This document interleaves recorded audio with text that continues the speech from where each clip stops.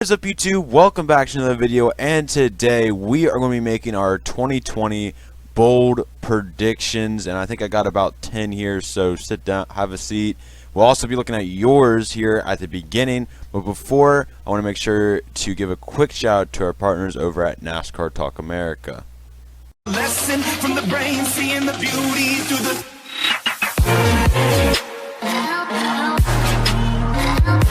Now make sure to leave a like, hit the subscribe button, and comment down below your guys' thoughts. As of the making of this video, I believe this is Saturday, yeah, Saturday, February 1st, we are currently at 99 subscribers, one away from 100, I got a little something prepared for you guys for 100 subscribers. So, well, I don't have it made yet, but I'll have something in mind to do for 100 subscribers. So be sure to hit the subscribe button if you guys are new. One away. I mean, seriously, it's not like I want to show up on your subscriptions anyways. If you don't want me on your subscription, so be a friend and hit the subscribe button. But without further ado, let's take a look at what you guys said for your 2020 bold predictions.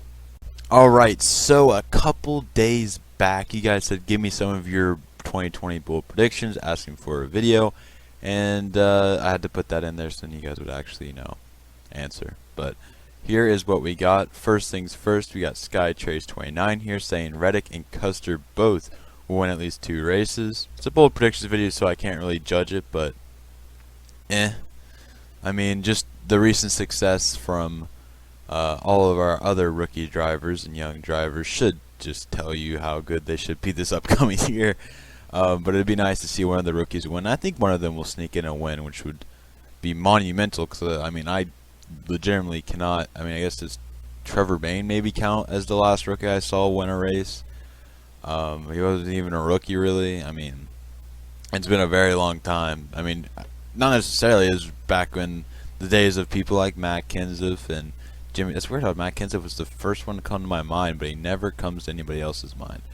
But those guys actually winning in their rookie years. So, yeah. But anyways, Corvette Racing here continues the rookie hype train, saying both Bell and Custer will win a race.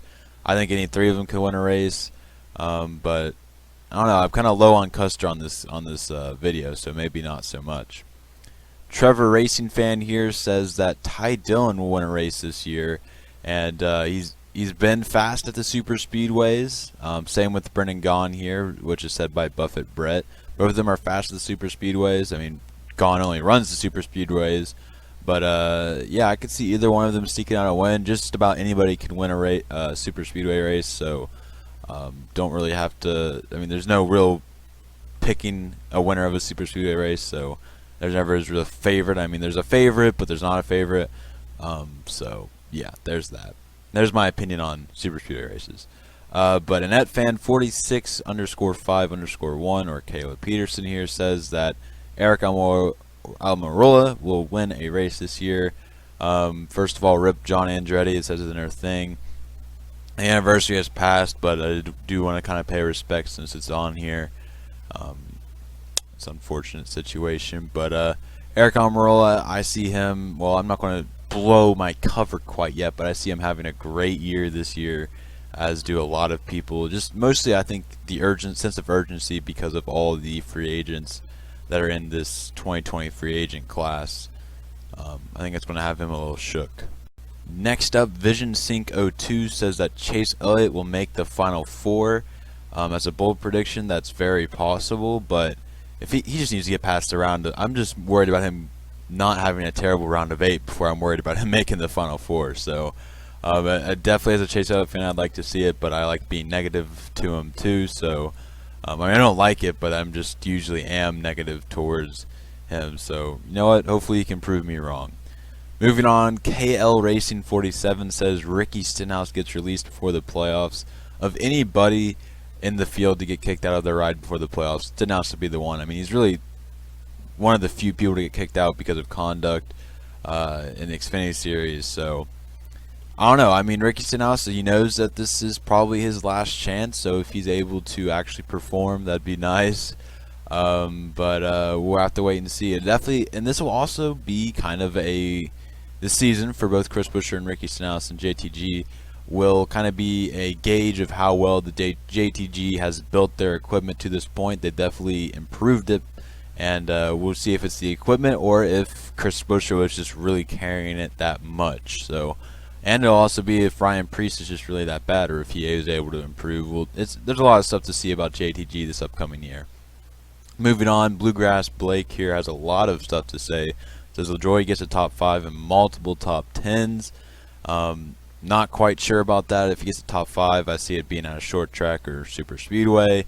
But the multiple top 10s is definitely possible. As we know, they are getting a boost from that of Stewart Haas Racing. We'll see just how much boost they are giving to Go Fast Racing, but it's probably somewhat considerable. We'll definitely see an improvement in results coming up. But remember, Levine Family Racing didn't start off, I mean, they actually did start off really well at Daytona, but after that they did kind of look the same as they did the year prior, but as the season went on, they improved. So we'll see just how much stuff that Stewart Haas Racing is giving Go Fast, and that'll determine whether he's getting top 5s and top 10s. But last year he was able to run with the pack at super speedways, so he could definitely get it there. Stenhouse wins a plate race. Like I said earlier, my thoughts on plate races is that anybody can win, but Stenhouse definitely is talented at those. He always seems to find his way up front at some point, so definitely possible. He's got the equipment still. Buescher outperforms Newman.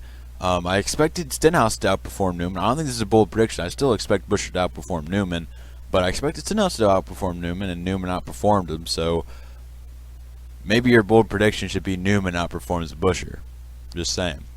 Almirola becomes a weekly contender, and that's something I said earlier. I expect him to have an improved season because of all the stuff around, just all the free agents that are out there. He probably has a sense of urgency, and yeah, I'll talk about that a little bit later in the video. But Annette Fan also said that he says that they love this, and especially the Eric prediction. Ray Craze here says that Johnson will win multiple races in 2020. This was going to be one of my bold predictions, but Ray here took it, so I will not be using it in the video. But I mean, definitely possible that he'll. I mean, I don't know if this is a bold prediction. It's not something that I really expect to happen. But Johnson's won so many championships. I mean, 7 championships, and it's hard to really bet against him, despite how low he's been the past couple of years. I mean, Tom Brady, the same way as Tom Brady, I'll never doubt Tom Brady. I'll never doubt Jimmy Johnson. So there's that. PSFN here says that Chase Elliott has a breakout season. I find that interesting because a lot of people would say that he's already had a breakout season in the past 2 years. But I agree with him here. I don't think he's had it quite yet. I think a lot of people expect him to be an all-time great when it is all said and done, which is kind of a high bar for a 25-year-old. I'm sorry, I don't know my own favorite driver's age.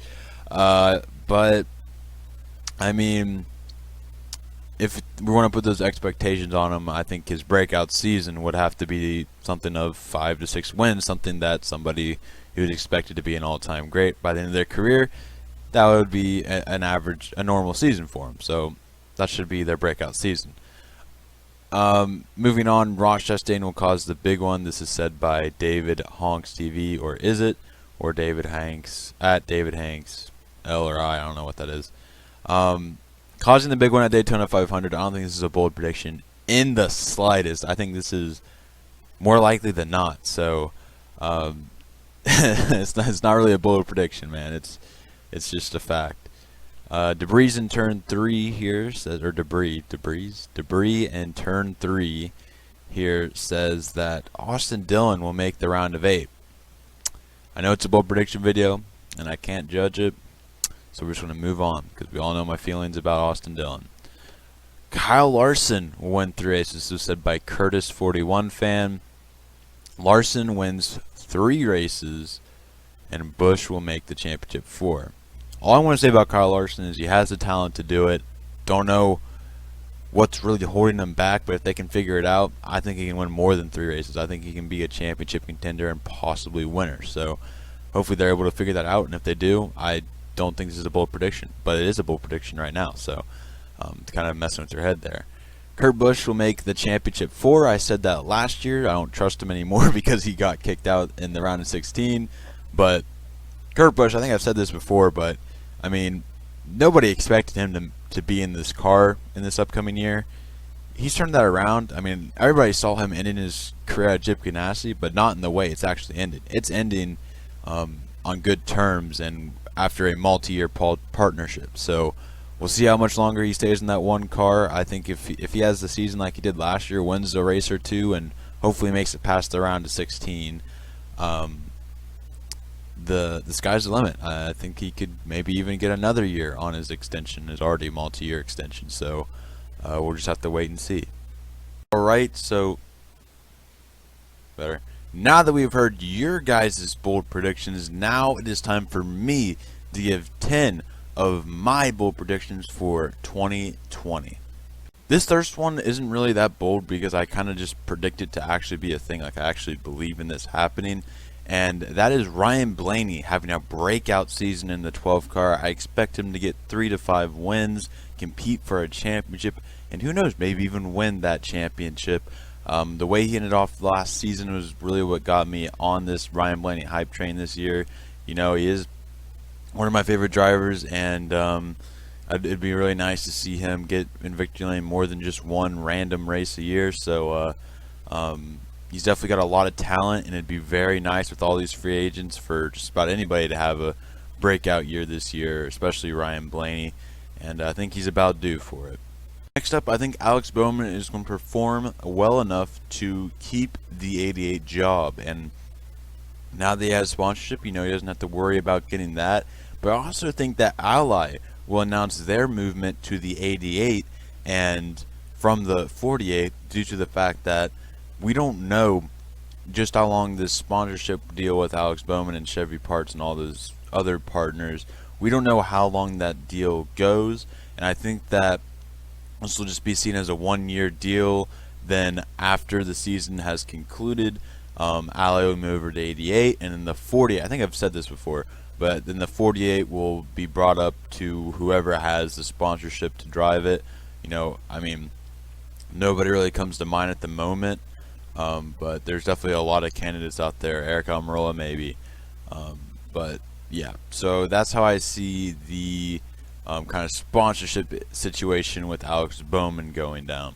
Next up, I think Matty Benedetto makes the round of 8. Now, honestly, with the best equipment, I mean, I'm not saying that Wood Brothers is, but if he has the best equipment, I think he has the talent to win a championship. But he has very improved equipment than the equipment he had last year in that 21 team. You got to remember back when Ryan Blaney was in that 21 team, he made it to the round of 8. I don't think that Penske has lessened their involvement with Wood Brothers Racing Indy in the past couple of years, so I think that he will be able to bring this team to win a race or two and make it to the round of 8. I think if Ryan Blaney can do it, Matty Benedetto can do it. But I mean, I guess there is that chance that Penske isn't giving the 21 team as much as they did when Ryan Blaney was there, but I don't think that's the case, and I see Matty Benedetto sneaking in, being the underdog in the round of 8. Next up, I got William Byron winning multiple races. This is also something that I don't really see as a bold prediction, and actually I think is very likely to happen. He's got the crew chief, he's got the talent, he's got the equipment, he's just got to execute and finally finish the race. We saw him do that at Martinsville. He came close to getting his first win there, but in the end it just didn't happen. I think we're going to see more and more races like Martinsville this year, and a couple of them resulting in a win. Next up, I think Cole Custer is going to struggle this year. Now, again, it's a bold prediction. This is a bold prediction. This is not something I really believe in.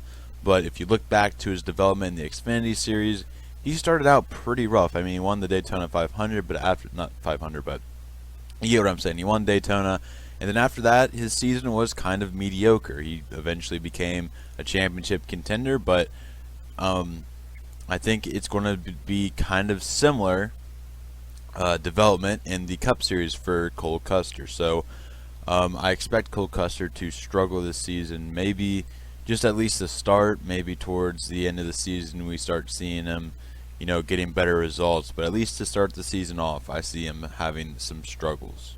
I hope this one doesn't happen, but next up, Daniel Suarez does not finish the season. The Gaunt Brothers Racing 96 has yet to finish a full-time season, and it is rumored that they don't even have enough chassis or cars in order to finish the season, so they need to purchase more. And I don't know if they'll be able to do that. They are a low-budget team trying to become, the next Furniture Row, or in this case, Levine Family Racing, so hopefully they don't do it too fast, and hopefully this doesn't happen, but I think it's a very possible thing to see Daniel Suarez out of a ride about halfway through the season. That was about it for all of our young driver predictions. Now I kind of got some more of our veteran driver predictions here, and our first one is going to be Kevin Harvick is not good as predicted. Now this is something that, again, I believe in. I don't think he is the championship favorite right now. He's one of, but according to the odds, he is the current championship favorite, which is something I don't agree with. I think Kyle Busch should be the championship favorite at the moment because he just came off of winning a championship where Kevin Harvick didn't even finish in the top 10, I believe. I mean, it did not. I don't even know where he finished. So, not sure why Kevin Harvick is considered the championship favorite by NASCAR, but I don't think he's going to be that. I think he's going to be a contender, but I don't think he's going to make the Final Four. I think he might get kicked out in the round of 8 for the first time in a long time. Next up, I got MTJ not slowing down. A lot of people seem to think that because of the new crew chief, he will not be as good as he was with Cole Pern. While that may be the case, in a bold prediction stance, I think that he will be able to persevere. He's got the talent to do it, and who knows, maybe even win a championship. I see him, winning just as many races as last year. I think he had 6, so about 4 to 5. I mean, I'm sure there'll be some aspects where he won't be as good, but as for a bold prediction, I'd say that's a pretty bold prediction, since everybody seems everybody seems to think that he's not going to really win a race next year. I think they're just seeing the minimal season out of Martin Truex Jr. next year. Oh, this wasn't said. I had to put Eric Almirola on here because I was going to say he's going to have a breakout season. But I want to go ahead and put him on here and saying he's going to make the Final Four. He is on a contract year. His sponsorship was kind of iffy coming into this season, so I feel like he's going to perform, win 2 to 4 races. This is more of a bold prediction. I don't know if this actually happening. It's definitely a bold prediction out there. But I think he's going to make the Final Four. I don't think he is, but in bold prediction land, I see him making the Final Four and making a run for the championship. Wouldn't it be kind of awesome? A little bit of an underdog story there. But yeah, it's a bold prediction. I don't really see it happening, but it's a bold prediction. I've said that like 16 times in this clip. And last but not least, I have Brad Keselowski winning the championship. I don't know why. It's not my actual prediction. I'll get to that in a later video, but just kind of a guy who is a dark horse that nobody really talks about winning a championship. I picked Brad Keselowski out of that hat. So he had a kind of a iffy season last year. It wasn't too much better than the season prior. He did win a championship back in 2012. Yeah, it seems like 2012. So he's got that championship pedigree. He's a veteran. He's been in the Cup Series for almost a decade now. So he's got the experience, he's got the talent, and he's racing with a little bit of urgency. Miller Lite completely backtracked on their sponsorship. So if he wants to attract new sponsors, winning races, winning championships is how you do it. So I think he's going to be a little bit more motivated than he was in past years, and I think that will cause him to win a championship, mess around and win a championship. So that is why I say that. I mean, it's definitely possible. There's no reason to doubt him, but just in recent years, he hasn't necessarily put his hat within the championship favor, the Final Four, in recent years at least. That is all I got for my 2020 bold predictions. If you guys did enjoy, make sure to leave a like, hit the subscribe button, and comment down below your guys' thoughts. Make sure to comment down your guys' own bold predictions, and I'll make sure to answer them. And maybe if I decide to make another video, if you guys want me to, I'll try and put them in there. So that's all I got for today, though. I'll see you guys in the next one. Peace out. Alright, so 2020 is finally here. We got the Clash coming up this weekend and then we had the Daytona 500 next weekend. This one actually went by pretty fast. I remember last season's off season seemed to go by pretty slow, but this year it went by pretty quickly. I don't know if it's just because they say when you get older, the older you get, the faster time flies. But it just this season off season went by pretty quick for me, and I'm just happy to be back and racing. But before we have to get some predictions in for the upcoming season.